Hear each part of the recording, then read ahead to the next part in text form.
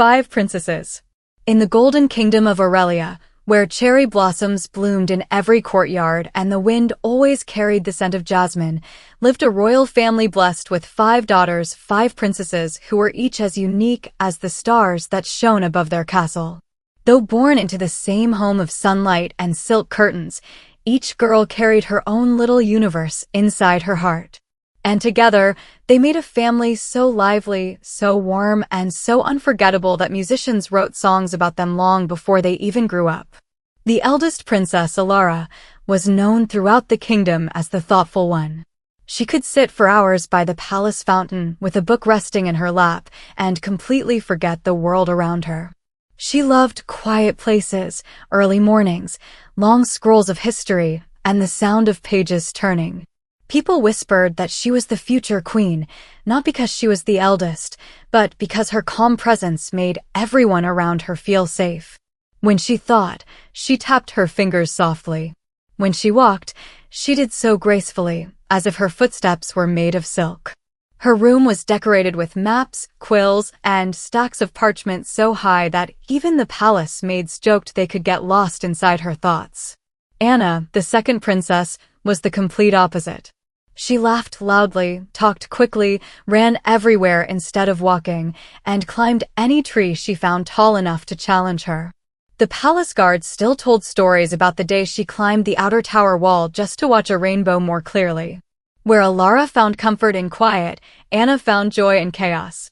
She was competitive, fearless, and sometimes reckless, but her heart was so big that even people she argued with couldn't stay angry at her for long.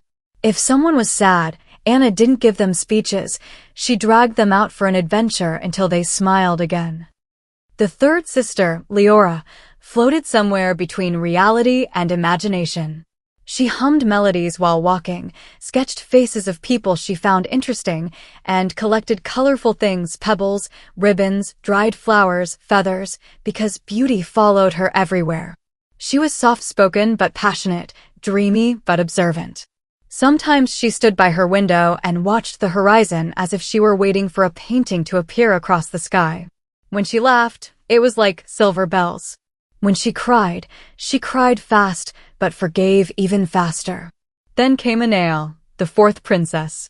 Unlike her fiery second sister Anna, Anael moved slowly, gently, thoughtfully. She had hands that healed and a voice that soothed. Plants bloomed better when she was around. Birds trusted her more than the palace keeper. She wore simple dresses embroidered with leaves and flowers. Her hair was always decorated with some tiny creature, once a butterfly, once a little green caterpillar she insisted on naming Prince Noodle. She loved quiet walks at sunrise, feeding the deer behind the castle, and reading stories to the palace children under the old willow tree. And then, the youngest, Maria. Princess Maria was the sunshine of the entire palace. She bounced everywhere, laughed at everything, loved everyone, and somehow made even grumpy old cook Roland adore her. Maria loved sweets, colorful beads, dancing when no music was playing, and hugging her sisters randomly even in the middle of their serious moments. She was clumsy, cheerful, talkative, and had a heart so pure that even a raindrop landing on her palm made her giggle like she had found a treasure.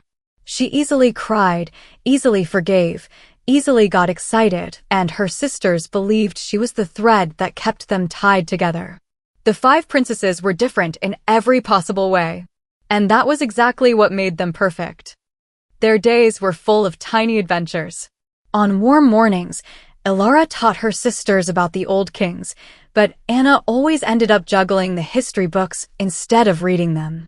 Anael braided flowers into Leora's hair while Maria pulled Alara into game after game until even the serious princess gave up and joined their silliness. And at night, they always gathered in Maria's overly colorful room, talking until their eyes grew heavy and their voices faded into dreams. But the most memorable time of year was the Spring Blossom Festival, a grand event that lasted 7 days and attracted visitors from every corner of the kingdom. The festival included dances, contests, art shows, picnics, boat rides, performances, and fireworks.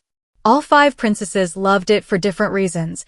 Alara loved the poetry recitals, Anna loved the competitions, Leora adored the lantern ceremony, Anael helped with the flower gardens, and Maria, well, Maria loved everything. One particular spring, the king announced something unexpected. For the first time ever, the princesses would host the festival's grand parade, each representing their own float that showed their unique nature. The palace burst into excitement. Alara chose a float designed like a giant open book, its pages turning with gentle magic. She practiced her speech for the parade, pacing in her library, rewriting each line until she felt it was perfect. Anna picked a float shaped like a racing horse with wings. She insisted on standing, never sitting, because she needed proper parade energy. She even challenged the parade horses to a race, though none actually understood her. Leora designed the most beautiful float the kingdom had ever seen. It looked like a moving garden of colors, with ribbons that danced in the air and tiny bells that made music with every breeze. She painted every flower by hand, humming softly. Anael's float carried a small pond, real birds, and blooming vines that wrapped around the railings as if alive. Deer walked beside it, and butterflies followed it as if Anael carried spring in her pockets. And Maria. Maria built the happiest float in the entire parade. It was bright, filled with rainbow-colored confetti, balloons shaped like stars, and sweets she personally handed out to every child she saw. Her float had music, dancing puppets, and a giant heart at the center that lit up with her smile. The day of the parade arrived with clear skies and warm sun. The streets overflowed with people, children waving ribbons, elders clapping, families cheering. The scent of fresh pastries spread everywhere. Musicians lined the roads with drums, flutes, and golden trumpets. One by one, the princesses entered the parade route. When Alara's float passed, the crowd fell quiet, admiration shining in their eyes. Her calm, graceful wave made people feel seen, respected, understood. Anna's float brought pure chaos in the best way. She high-fived children, shouted jokes, and even challenged a local baker to an arm wrestling match mid-parade. The crowd adored her wild energy. Leora's float passed next, and the entire street sparkled with color. People gasped at the beauty she had created. Some even cried. Her art had that effect. Anael's float made the whole road smell of fresh flowers. Birds landed on people's shoulders. A little boy tugged at her hand, and she knelt to tie a flower bracelet around his wrist.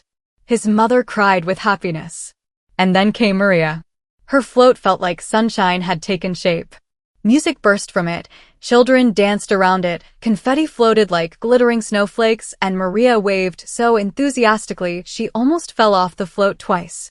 She laughed the whole time, and the crowd laughed with her. But something unexpected happened halfway through the parade.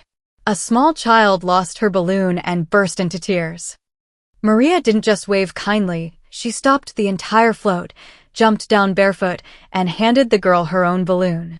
Then she hugged her until the little girl stopped crying and smiled again. The crowd cheered so loudly that even the king wiped a tear. The parade wasn't just a parade anymore. It was a celebration of the five princesses' beautiful differences. After the parade ended, the family gathered in the palace garden.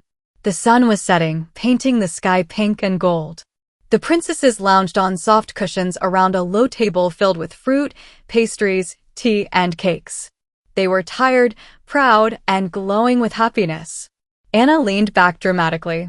Clearly, I had the best float. Alara raised an eyebrow. Anna, 3 people fell off your float because you told them, jump if you're brave. Leora giggled. Maria stole the show. Maria's cheeks turned pink. No, I didn't. Did I? Anael smiled softly and placed a flower crown on Maria's head. You are the heart of this family. You always shine. The king joined them, wrapping his arms around all 5. You 5, he said with pride swelling in his voice, are the greatest gift this kingdom has. They all leaned into him, Alara with a small, rare smile, Anna pretending she wasn't touched, Leora humming happily, Anael resting her head gently against his shoulder, and Maria hugging him with her entire body. As the stars began to sparkle above them, the 5 princesses curled together on the blanket, talking softly until their eyelids grew heavy. They whispered secrets, teased each other, shared dreams, and promised to stay together no matter how different life made them. In the peaceful glow of twilight, the castle lights flickered like fireflies around them. The warm breeze carried their laughter across the gardens, blending it with the rustle of leaves and the soft song of night birds. And so the kingdom of Aurelia remained the happiest in all the lands, not because of wealth or magic or grandeur, but because at its heart lived 5 princesses who were different in every way, yet loved each other more deeply than anyone could imagine. Their differences didn't divide them. Their differences made their family beautiful. And that beauty made the whole world around them shine a little brighter. Subscribe the channel to get more stories, and like this video. Thank you.